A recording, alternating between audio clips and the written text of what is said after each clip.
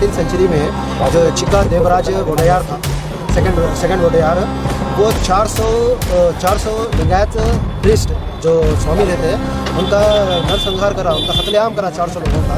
फिर गुलबर्गे का एक छिछोरा एक मुतिया है जो स्टेटमेंट देता है कि जो वक्त प्रॉपर्टी है वो वक्त प्रॉपर्टी का टीपू सुल्तान के बाप की प्रॉपर्टी है।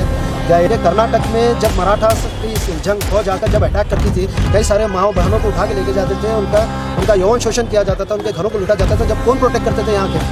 तो 13th सेंचुरी में ये जो बीदर हुमनाबाद अशोक कल्याण का जो रीजन है वहाँ पे 10,000 लिंगायत समाज के लोगों का कत्लेआम किया गया था। प्रेसो है प्रोटेस्ट का मकसद एजेंडा बहुत क्लियर है कि टीपू सुल्तान जयंती जो एक वक्त पे दी गई थी फिर उसको निकाला गया, तो उसके खिलाफ स्टेट गवर्नमेंट के खिलाफ ये प्रोटेस्ट किया गया। सो है डिमांड क्लियर है कि वी नीड मतलब जो टीपू सुल्तान की जयंती है वो करने के परमिशन हम लोगों को चाहिए यहाँ पर। देखिए कैसा है, जो लोग इतिहास जानते हैं वो लोग इतिहास को रचते हैं।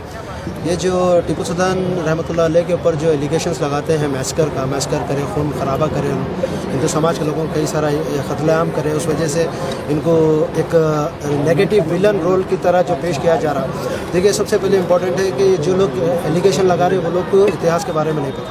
अगर हम इतिहास निकाल के देखेंगे तो 17th सेंचुरी में जो चिक्का देवराज वोडेयार था, सेकंड वोडेयार, वो 400 लिंगायत प्रीस्ट जो स्वामी रहते हैं उनका नरसंहार करा, उनका कत्लेआम करा 400 लोगों का।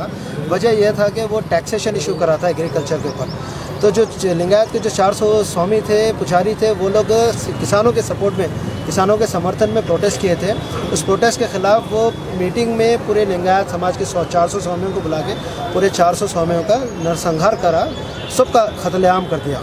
अगर हम और थोड़ा पीछे जाएंगे तो 13th सेंचुरी में ये जो बीदर हुमनाबाद अशोक कल्याण का जो रीजन है वहाँ पे 10,000 लिंगायत समाज के लोगों का कत्लेआम किया गया था। फिर भी वोडेयार के समाज में जब इतना कत्लेआम होता है फिर भी उसकी जयंती बनाने के लिए परमिशन दी जाती है। जब टीपू सुल्तान रहमतुल्लाह अलैह he was a freedom fighter, histories का बयान करती है, हिस्ट्रीज़ को डिफ़ाइन करती है कि वो कितना कंट्रीब्यूशन किया इंडिया को और इंडिया के लोगों को। टीपू सुल्तान वो शख्स है, वो राजा था जो 60 ज़मीन सनत बनाकर मंदिरों को दिए, मंदिर बनाने के लिए जगह दी और मंदिर बनाने के लिए फंडिंग किए गए। कल मैं देखा एक स्टेटमेंट यहाँ पे गुलबर्गे का एक छिछोरा एक मुतिया है जो स्टेटमेंट देता है कि जो वक्त प्रॉपर्टी है वो वक्त प्रॉपर्टी का टीपू सुल्तान के बाप की प्रॉपर्टी है, क्या ये फलाना इनकी प्रॉपर्टी क्या इनकी प्रॉपर्टी है। देखिए कैसा है, खाली गले में एक मफलर डालने से, एक ऑरेंज कलर का ये डालने से कोई स्वामी या पुजारी नहीं बनता। ऐसे घटिया लोगों की वजह से ना कुछ अच्छे स्वामियों का भी नाम खराब हो। तो मैं ये चाहता हूँ गुलबर्गा के आवाम को, गुलबर्गा के आवाम में तमाम लोगों को कि आप इतिहास को जानो, इतिहास को रचो, आप इतिहास को समझो। आप कि कर्नाटक में जब मराठा की जंग फौज आकर जब अटैक करती थी, कई सारे माओ बहनों को उठा के लेके जाते थे, उनका यौन शोषण किया जाता था, उनके घरों को लूटा जाता था। जब कौन प्रोटेक्ट करते थे यहाँ के? तो जब वहाँ पर टीपू सुल्तान रहमतुल्लाह कभी मुस्लिम को प्रोटेक्ट करना है, हिंदू को प्रोटेक्ट करना है तो नहीं करे, उन्होंने कर्नाटक को प्रोटेक्ट करे, कर्नाटक की आवाम को प्रोटेक्ट करें।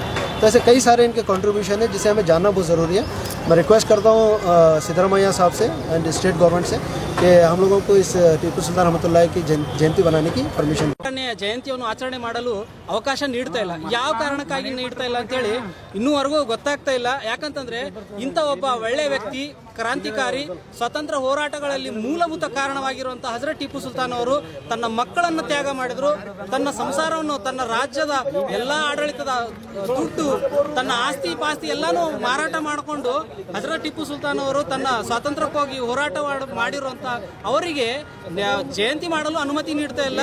ಹಾಗೆ ನಮ್ಮ ಇಡೀ ಜಗತ್ತಿಗೆ ಅವರು ತೋರಿಸಿರುವಂತ ದೊಡ್ಡ ದೊಡ್ಡ ತೋಪುಗಳು ಅವರು ಮಾಡಿರುವಂತ ತ್ಯಾಗಗಳು ಬಹಳಷ್ಟಿದಾವೆ. ಈ ಜಯಂತಿಗೂ ಮಾಡಲು ಅವಕಾಶ ನೀಡಬೇಕು. ನೀಡದಿದ್ದವಾಗ ಈ ಜಯಂತಿ ಮಾಡದಿದ್ದ ಬೇರೆ ಜಯಂತಿಗಳಿಗೂ ಅನುಮತಿ ನೀಡಬಾರದು. ನಮ್ಮದೊಂದು ಕೋರಿಕೆ ಏನಂದ್ರೆ ಯಾವುದೇ ಜಯಂತಿಗಳಾಗ್ಲಿ ಬ್ಯಾನ್ ಮಾಡಿ, ಕೊಟ್ಟರೆ ಇದಕ್ಕೂ ಪರ್ಮಿಷನ್ ಕೊಡಿ. ಇಲ್ಲ ಅಂದ್ರೆ ಎಲ್ಲ ಜಯಂತಿಗಳನ್ನು, ಎಲ್ಲ ಯಾವುದೇ ಜಾತಿ ಧರ್ಮಗಳ ಜಯಂತಿಗಳಿರಲಿ ಅದನ್ನು ಬ್ಯಾನ್ ಮಾಡಿ. ಕರ್ನಾಟಕ ಸರ್ಕಾರಕ್ಕೆ ನಾವು ಕೇಳಿಕೊಳ್ಳೋದಿದೆ. ನನ್ನ ಹೆಸರು ಶೇರಲಿ ಅಂತ. ಟಿಪ್ಪು ಸುಲ್ತಾನ್, ಹಜರತ್ ಟಿಪ್ಪು ಸುಲ್ತಾನ್ ಅವರಿಗೆ ಜಯಂತಿ ಮಾಡಲು ಅವಕಾಶ ನೀಡಬೇಕು. ಇಲ್ಲದಿದ್ದಲ್ಲಿ ಎಲ್ಲ ಜಯಂತಿಗಳನ್ನು ನಿರ್ಮೂಲವಾಗಿ ಮಾಡಲಿ ಅಂತ ಹೇಳಿ ನಾವು ಕೇಳ್ತೀವಿ. होने का कारण यही है कि जो फर्स्ट फ्रीडम फाइटर इंडिया के शहीद टीपू सुल्तान रहमतुल्लाह ताला वर्ल्ड मिसाइल फर्स्ट मैन जो थे, उनकी टीपू जयंती बनाने के लिए जो है ना रोक लगाई गई है। यही सिद्धरामैया की हुकूमत जो है ना 2014 में जब आई थी तो 16 में जो है ना इसको परमिशन दिया गया था कि टीपू जयंती बनाओ बोलकर, और जब बीजेपी की हुकूमत आई तो बीजेपी की हुकूमत ने भी जो है ना जयंती मनाने का अधिकार दिया था।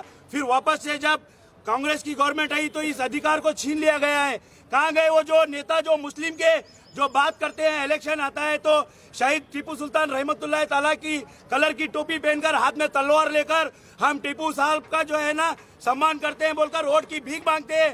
आज 87% माइनॉरिटी के वोट लेकर आप भीख में मिली हुई सरकार 135 एमएलए लेकर हमको हमारी जयंती बनाने का हक छीन लिया गया है। हमको यहाँ तक के कोई अधिकार नहीं दे रहा है। हर समाज की जो है ना एक जयंती होती है, हम हर जयंती का सम्मान करते हैं, हर जयंती मनाते हैं। तो ये फ्रीडम फाइटर जो शहीद टीपू सुल्तान रजीउल्लाह ताला है, उनकी टीपू जयंती मनाने के लिए जब ये मुस्लिम हुकूमत बोलते हैं, कांग्रेस को मुस्लिम गवर्नमेंट बोलते हैं, तो एक मुस्लिम जयंती को मनाने के लिए क्यों बोला जाता है? जब तक एक शेर कर्नाटक यहाँ से वर्ल्ड मिसाइल जो बनाया था, उस मिसाइल को नासा में जो है ना उसको म्यूजियम में रखा गया है। जब भी हमारे हिंदुस्तान से जितने साइंटिस्ट बनते हैं नासा में जाते हैं तो हमारे हजरत टीपू सुल्तान रहमतुल्लाह ताला की फोटो देखकर फख्र करते हैं कि हम शेरे हिंद है, क्योंकि फर्स्ट वर्ल्ड मिसाइल जो है ना हमारे हिंदुस्तान से बना है। आप वैसे शख्स की टीपू जयंती मनाने के लिए रोकते हैं। अगर कुछ कारण पूछते हैं तो ये लोग बीजेपी और आरएसएस और जनता दल और अला फला पार्टियों का नाम बोलकर जो है ना टाल देते हैं।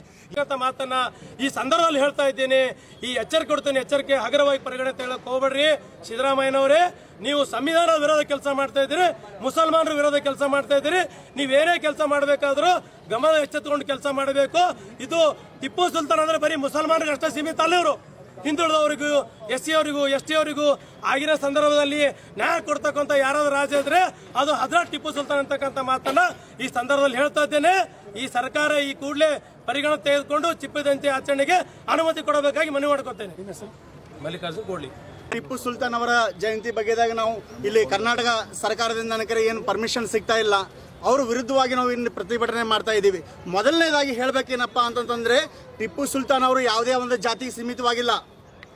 ಅವರು ಒಂದು ಸಮಾಜಕ್ಕೆ, ಒಂದು ಸೆಕ್ಯುಲರಿಸಮ್ ಅಂದರೆ ಜಾತ್ಯತೀತ ಸಮಾಜಕ್ಕಾಗಿ ಅವರು ಹೋರಾಟನ ಮಾಡಿದ್ದಾರೆ. ಅವರು ಎಲ್ಲ ಜಾತಿ ಜನಾಂಗಕ್ಕೋಸ್ಕರ ಹೋರಾಟ ಮಾಡಿದ್ದಾರೆ.